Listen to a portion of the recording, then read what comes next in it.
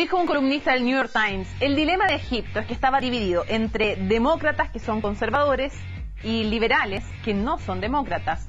Un dilema que por ahora se saldó con un golpe de Estado a manos de la mayor fuerza, el ejército. La segunda son los hermanos musulmanes y la tercera, la calle. Ninguna puede imponerse sola a las otras. Terminó así, al año y 3 días, la recién estrenada democracia, el gobierno del primer presidente electo democráticamente y el parlamento, y claro, muy importante, la nueva constitución. Porque no pocos ven en la aprobación de esa constitución el punto de inflexión que sellaría la suerte del mandato de Mohamed Morsi. Porque la escasa participación, 32% en el referéndum, fue el símbolo de una forma de ejercer el poder cada vez más autoritaria. Una que lo llevó de ser apodado El Salvador a El Faraón. ¿Por qué no soportarlo si ya se habían soportado dictaduras? Si Mubarak, por ejemplo, había estado 30 años en el poder, probablemente porque tras la primavera árabe la paciencia se agotó. Y las calles volvieron a llenarse cuando la economía, lejos de mejorar, empeoró. Casi la mitad de la población pobre, la inflación subiendo, también el desempleo, el desabastecimiento, la deuda pública y la criminalidad. Mientras caía el turismo, el crédito y el crecimiento alcanzaba un escuálido 1,8%. El ejército y los liberales se declaran salvadores de la democracia, interrumpiéndola. Los democráticamente electos conservadores nunca quisieron compartir el poder. Futuro incierto para un actor clave en la región, el país con el mayor ejército árabe y el más poblado de ese mundo. Comienza Cable a Tierra.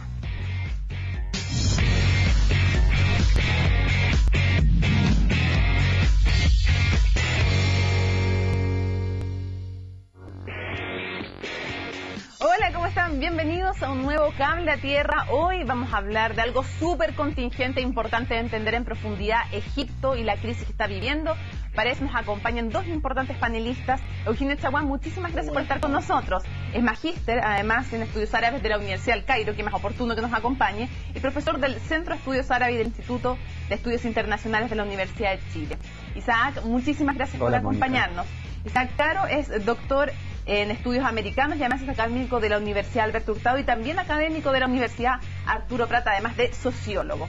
Dadas las bienvenidas, quiero preguntarte, Eugenio, ¿cómo podemos resumir cómo se llega a la crisis de hoy? Porque no sabemos cómo va a terminar, pero sabemos de dónde viene. En este país de 82 millones de habitantes, donde el 90% es musulmán, un 9% es copto, con un PIB per cápita, para hacernos una idea, que estamos hablando de $6.600. ¿Cómo empieza esto? Yo doy como punto de partida, porque podríamos echarnos mucho más atrás, cuando cae Mubarak, porque parece ser que desde ahí hasta ahora hay una línea continua de crisis. ¿Cómo podríamos resumirlo? ¿Cómo llegamos hasta el golpe de Estado? Yo diría que hay dos elementos centrales. Uno, que la mantención de las variables que llevaron a las movilizaciones populares en Egipto se mantuvieron exactamente igual. A las de caída del Mubarak. Sí, claro. Yo diría que no hubo variación en mejoras económicas, ¿ya? Tampoco, yo diría que desde el punto de vista de las expectativas políticas, digamos, de espacio de participación. El ejército siguió gobernando con la hermandad musulmana, repartiéndose el poder en una estructura bastante sui generis, que significó, digamos, un pacto después de la elección. Acordémonos que se demoró 15 días en darse a conocer el resultado de la elección, entonces hubo una transacción política ahí. Y por otra parte, yo creo que hay un tema que no es menor y que no se le ha dado mucha importancia, que tiene que ver con, yo diría, un aspecto de la cultura. La hermandad musulmana, en cierta manera, con una visión rigurosa, trató de capturar la cultura del país y, en cierta manera, cerrar todos los espacios de creación artística en un país cuya identidad es fuertemente, digamos, de producción cultural. Egipto es un país, es el centro, digamos, del cine árabe.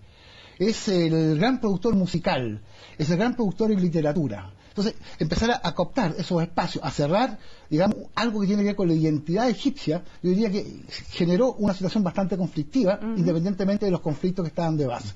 Y eso significó que hace una semana atrás hubiese más de 15 millones de pesos de egipcios en las calles. Sí, perfecto. Y antes de ir, Isaac, a tu pregunta, lo quieres agregar, agregando además que tiene que echarse para atrás el expresidente ahora de un decretazo que quiso dar para ampliar sus poderes, que ya había tenido una situación complicada con la aprobación de una constitución con apenas un 32% de participación, y estas protestas que se generan al año de su mandato, cuando estaba el aniversario, con la gente en las calles. Isaac. Yo agregaría dos elementos a los que señaló Eugenio. ¿Cómo se llega a la situación actual?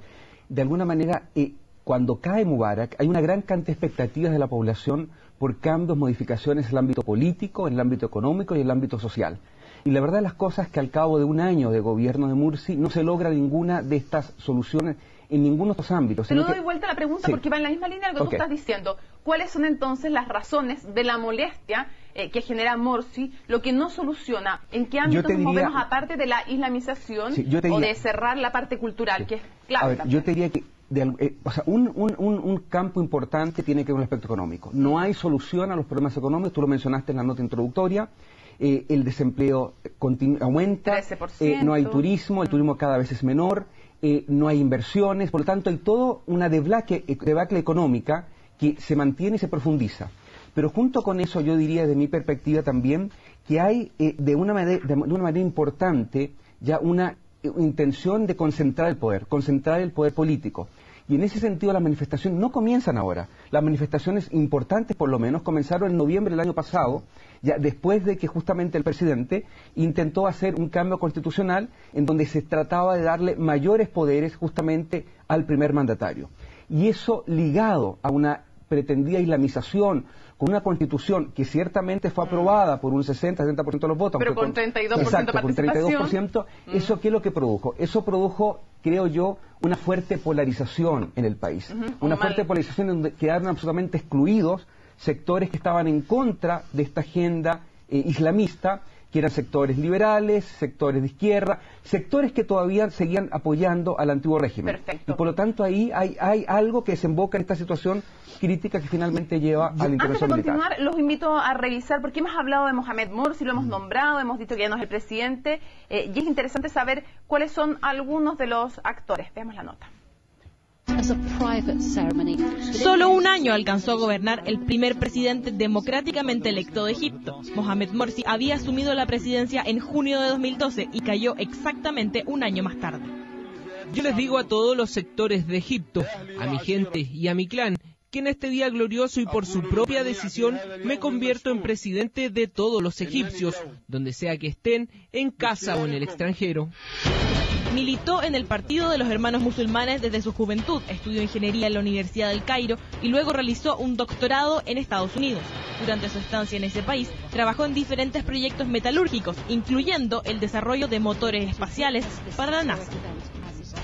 Años más tarde, Morsi volvió a Egipto y presidió durante 25 años el Departamento de Ciencias Materiales de la Universidad de Sagasik, en el sur de Egipto. Está casado con su prima y tiene 5 hijos, 2 de los cuales nacieron en Estados Unidos. Es por su experiencia que siempre se ha preocupado por la fuga de jóvenes egipcios al extranjero. Ustedes que viven afuera probablemente están viviendo una mejor vida en un mejor país, pero no se olviden de su nación. Estoy seguro que los encantará nuevamente, que querrán visitarla e incluso quedarse aquí. Nuestra visión de país depende del esfuerzo de todos los egipcios, incluyéndolos a ustedes. Sus primeros meses en el poder estuvieron marcados por los intentos de cambiar los vestigios del antiguo régimen. Redactó una nueva constitución y jubiló a altos mandos del ejército que habían colaborado con el dictador Hosni Mubarak. Sin embargo, poco después perdió el apoyo de la población y su figura fue calificada de dictatorial. Es mi responsabilidad mantenerme firme y deshacerme de todos los obstáculos relacionados con el pasado que odiamos. Ahora estamos moviéndonos hacia adelante y debemos estar unidos para vivir en amor y paz. A los 62 años, Mohamed Morsi fue destituido de su cargo por el ejército y un movimiento popular en su contra. Su futuro, tal como el de Egipto, es hasta ahora incierto. Sofía Brink, CNN Chile. Bueno, Eugenio, estamos revisando algunos de los actores claves, Mohamed Morsi como uno de los actores relevantes, pero que deja el poder. Hay muchas especulaciones sobre su futuro, al igual que el de Egipto, como decía Sofía Brink en su nota, pero entre las cosas que no solucionó, también quería mencionar el tema de la inseguridad, todo el problema que hay con las milicias en el Sinaí, en fin, hay muchísimos temas. Pero quiero preguntarte por otra figura que es clave hoy día. ¿Quién es? Porque claro, está bien, Adli Mansur va a ser el presidente por un tiempo interino, pero aquí hay un verdadero poder que es el de quien es finalmente quien dirige las Fuerzas Armadas, específicamente el ejército, que es Abdul Fattah al-Sisi. ¿Quién es este hombre del cual sabemos que tiene 58 años?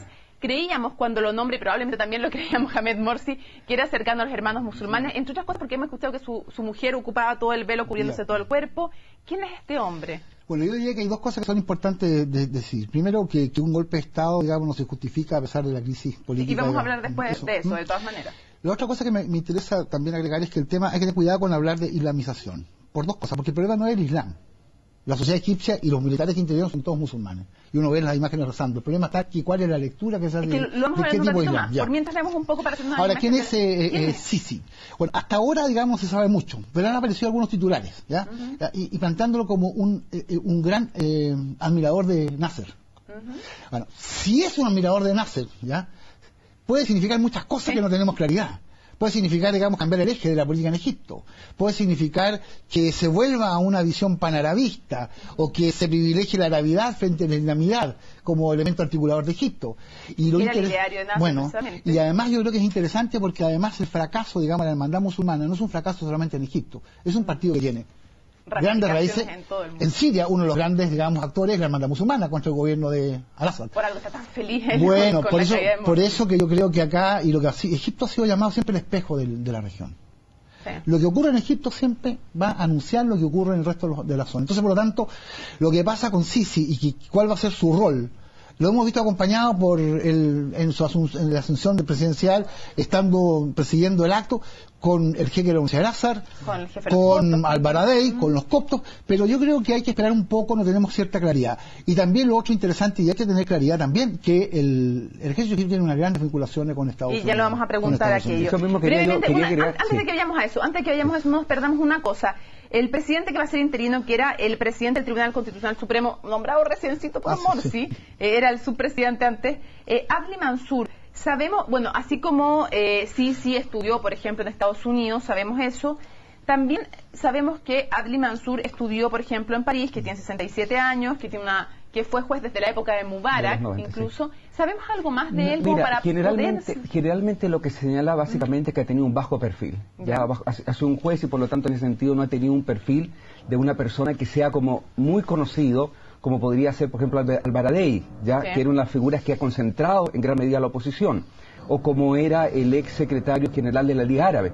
Y al parecer las Fuerzas Armadas prefirieron colocar a alguien que tuviera un bajo perfil justamente para armar una hoja de ruta que llamara probablemente a elecciones legislativas y presidenciales. Que no tuviera agenda propia, digamos. Exactamente, pareciera ser ese, pero no estamos muy seguros. Ahora, lo que sí yo quería un poco volver atrás a lo que decía Eugenio, que también la figura del Sisi también hay que verla ya en el sentido de que en Egipto las Fuerzas Armadas han tenido un papel fundamental. Ya, y les voy a preguntar entonces de inmediato, ya que vamos a ir rápidamente a eso. Vamos de inmediato con eso, porque ¿cuál es el rol de este ejército que desde el 52, con la independencia, ha estado presente y tutelando, por decirlo de forma elegante, porque la verdad es que gobernando derechamente a lo largo de toda la historia de Egipto? Es un actor clave, tal vez el más importante, dicen algunos. Sí, yo te diría que es un actor clave prácticamente toda la historia, como tú señalas, de Nasser. Ya tuvo una importancia fundamental también en todo lo que tiene que ver con, después del derrocamiento de Mubarak, hubo una transición que fue también en gran medida dirigida por el ejército. Y lo que ha sucedido en Egipto, yo diría, a diferencia de lo que pasó en Turquía, por ejemplo, ya el primer ministro Erdogan trató de descabezar completamente, o en gran medida, la Fuerza Armada, para llevar a cabo este islamismo moderado. Esto en Egipto no se logró a partir de Morsi. Las Fuerzas Armadas han conservado gran parte del poder.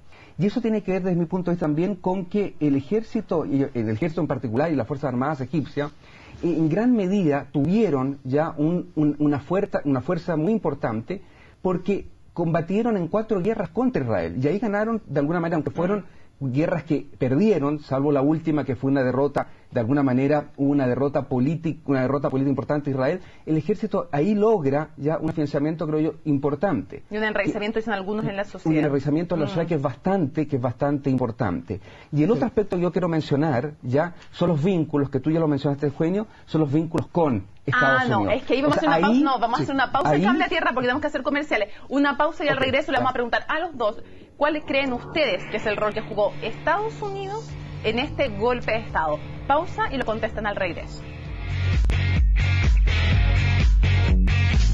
Continuamos en Cable a Tierra. Eugenio, para poner en contexto la importancia del ejército que estábamos conversando en el bloque anterior, sumando lo que nos decía ya Isaac, es un ejército de 438.000 efectivos, por lo tanto es el más grande del mundo árabe, con un presupuesto anual de 4.230 millones de dólares, 1.400 de los cuales recibe de Estados Unidos, e interviene, y por eso también ellos pueden estar defendiendo según ellos la estabilidad, pero también están defendiendo mal privilegios importantes que ellos tienen, porque intervienen en 1/5 de la economía. Ese es el peso que tiene el ejército.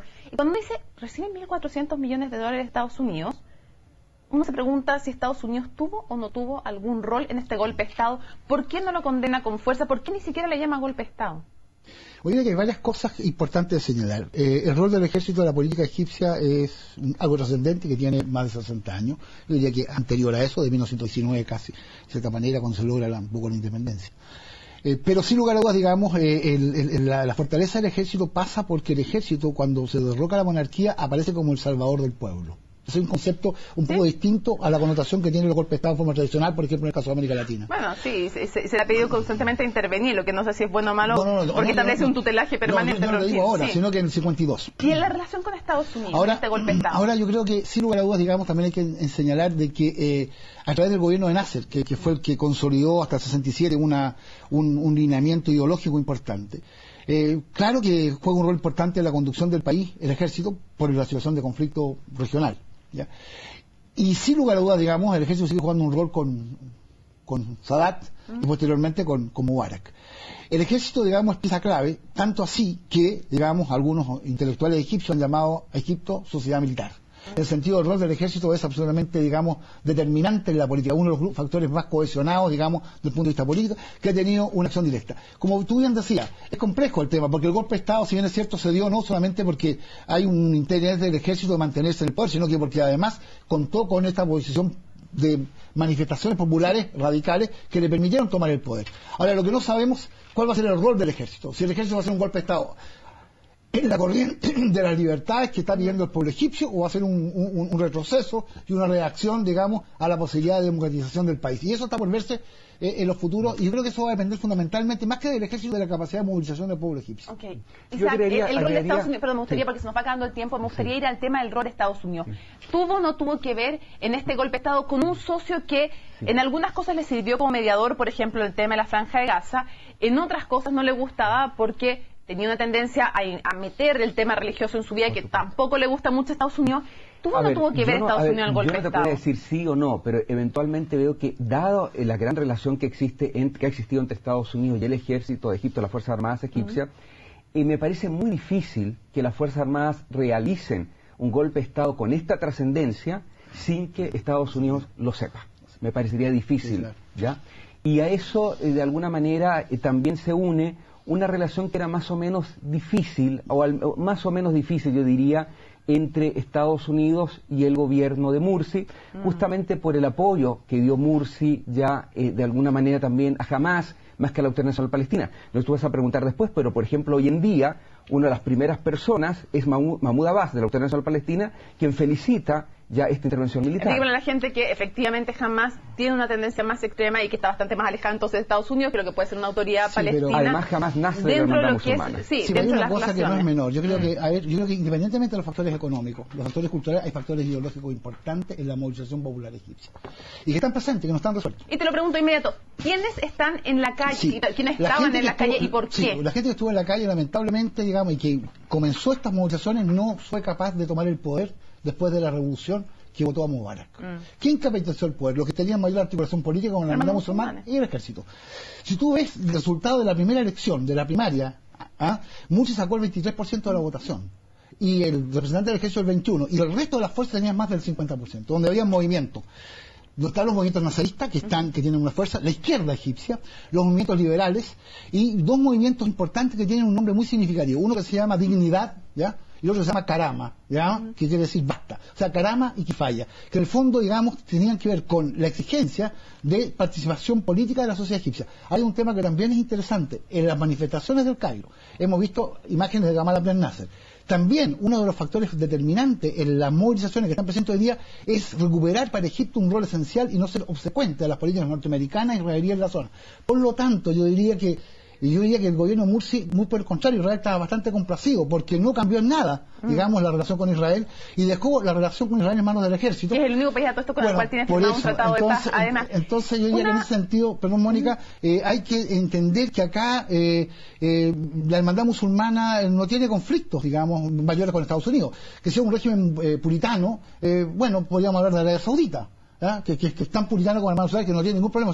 El factor religioso no molesta a Estados Unidos. Pero la desestabilización... Eso sí es preocupado. O sea, una movilización de 17 millones de personas en las calles, con un destino de que eso se convierte en un polvadero, que desemboque en una guerra civil, puede ser muy complicado para los pero además yo agregaría un poco lo que dice Eugenio, el dilema, que de alguna manera también es parte de lo que tiene que ver con el futuro de Egipto, es el dilema de, aunque tú no estás muy de acuerdo, pero es el dilema de islamismo versus laicismo, que es algo que no solamente está en Egipto presente, sino que se repite también en otros países del mundo árabe y del mundo musulmán. Te lo pregunto a ti entonces, te voy a preguntar después, te lo pregunto ahora.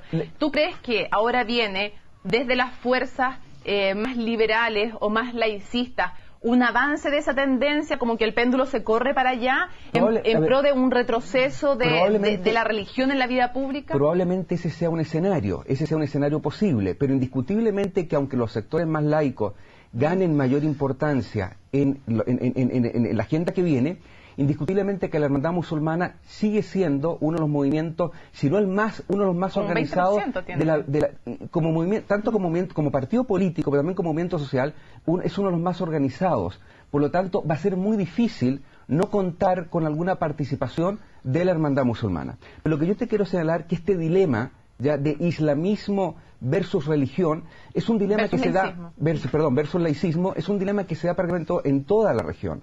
Y de alguna manera tenemos que ver hoy en día cuáles van a ser, por ejemplo, las consecuencias de lo que está pasando en Egipto, si va a tener alguna influencia o no en el asunto de Turquía. Porque Turquía, el primer ministro Erdogan, yo vuelvo a repetirlo, ya tiene fuertes manifestaciones que de la población que está pidiendo también una mayor democracia.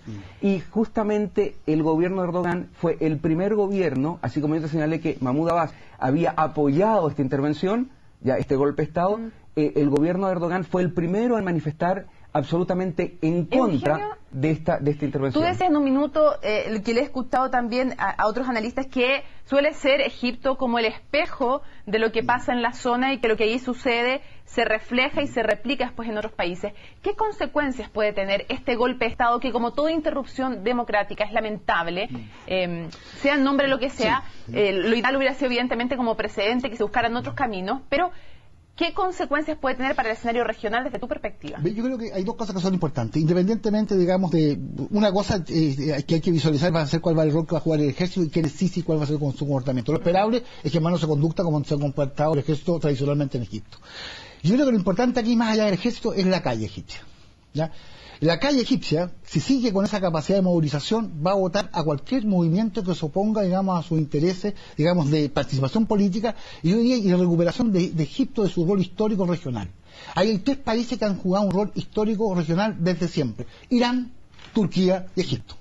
Y esa situación, digamos, independientemente de lo que ocurra, va a tener que volver, en cierta manera, a tener su rol importante. Yo creo que ¿Pero cómo les puede afectar el golpe de Estado? ¿Puede desestabilizar la zona o no? Una zona que ya está como un polvorín, porque veamos lo que pasa en Irán, lo que pasa en Siria. Pero el golpe de Estado no creo que el golpe de Estado en sí, sino que qué va a resultar de este golpe de Estado, qué va a pasar en la sociedad egipcia. Esto va a significar que Egipto entre en un derrotero como el sirio, donde la hermandad musulmana asume una posición de resistencia, digamos, de lucha armada, que va a convertirse en una situación de guerra civil abierta. Va a ser capaz Egipto de buscar una cierta concertación para la democracia, para buscar una transición que le permita, digamos, canalizar, digamos, las aspiraciones del pueblo egipcio. Bueno, son preguntas que están todas abiertas. Sin lugar a dudas, Egipto es un factor determinante, y aparte de eso, yo diría que Estados Unidos también no va a permitir, porque lo sabemos, ¿ya? Que las cosas, digamos, escapen un poco de su control.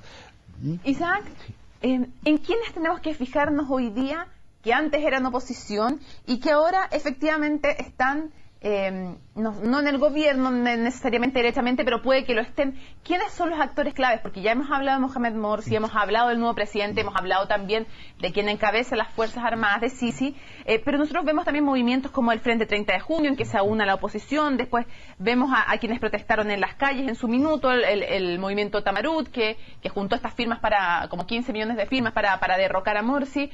¿En quiénes tenemos que fijarnos? Yo te diría que lo que ha pasado fundamentalmente en los últimos meses, yo diría desde noviembre, que es cuando se inician fuertemente las protestas, se ha producido una suerte de unidad dentro de la oposición, que se ha formado en un frente de salvación nacional, que está en gran medida dirigido por al-Baradei, el ex... encargado de la Agencia de Energía Atómica, el Premio Nobel de la Paz, además, y que aparece al lado del militar ahí. Exacto, y pareciera ser, ya como yo decía hace un rato atrás, que de alguna manera todo apuntaría a que él asumiera un papel importante posteriormente, ¿ya? Probablemente van a haber elecciones y probablemente ahí haya algún papel importante de él. Pero independientemente de esto, yo creo que no se va a poder dejar, yo insisto en esta situación. ¿Ah? A la hermandad musulmana. Exacto, o sea, la hermandad musulmana sigue siendo un movimiento ya tradicionalmente sumamente organizado en Egipto. Entonces yo creo que cualquier tipo de represión hacia la hermandad musulmana, que se está produciendo que es lo que está produciendo hoy en día, finalmente puede producir ya todavía una mayor resistencia. Y como ya lo dijo Eugenio, la hermandad es un grupo que no solamente tiene presencia en Egipto, tiene una presencia regional, tiene presencia en Siria, en donde es opuesta al régimen sirio, tiene también una fuerte presencia en Jordania, donde está en el Parlamento, tiene una presencia en Irak, tiene una presencia en Palestina a través del movimiento Hamas. Por lo tanto, en ese sentido yo coincido plenamente. O sea, lo que pase en Egipto, y vamos a ver cuál es el resultado, indiscutiblemente, siendo Egipto el país árabe, del mundo árabe más importante, indiscutiblemente que va a tener repercusiones en toda la región. Sí, con un modelo además la hermandad musulmana que ha juntado su pensamiento ideológico también con mucha asistencia social en estados en que no le dan también a sus ciudadanos lo que los ciudadanos están pidiendo. Entonces ese modelo también ha sido replicado en otros países. Para cerrar, tu último comentario, Eugenio, pues se nos acabó el tiempo. Yo creo que Albaradei no va a tener un rol determinante, no, porque es un hombre que sacó muy poca votación. Sí, porque lo intentó, contemos a la gente que intentó, cuando cae Mubarak, intentó en esas muy elecciones. vinculado a los intereses norteamericanos en la región. Y yo creo como un afuerino. Es un afuerino y se identifica con los intereses de Estados Unidos. Del hecho que estaba a partir en esta ceremonia, Albaradei y el jefe del Asa, que son calificados como dos, digamos, actores bastante reaccionarios por la población egipcia y que están totalmente vinculados de la calle egipcia y de toda la intelectualidad de la izquierda, de los movimientos nacionalistas, yo diría, claro, puede ser que el ejército imponga a Albaradei a través de un acuerdo con Estados Unidos y con cierta participación de la hermandad, pero eso no va a solucionar los problemas de fondo de la sociedad egipcia. Yo creo que la movilización va a seguir y creo que si no se produce una salida que dé presión a eso, Egipto puede entrar en un proceso revolucionario a fondo. ¿Ya? Yo creo que eso es posible. Eugenio, muchísimas gracias por habernos acompañado. Isaac, gracias por haber estado con nosotros. Si es que se mantiene estos círculos en que hay protestas, un ejército interviniendo y luego una caída nuevamente de los gobiernos, es un círculo que no tiene salida. ¿Hallarán un espacio distinto de diálogo, de retorno a la democracia? Lo vamos a conversar en un nuevo Cable a Tierra. Nos vemos.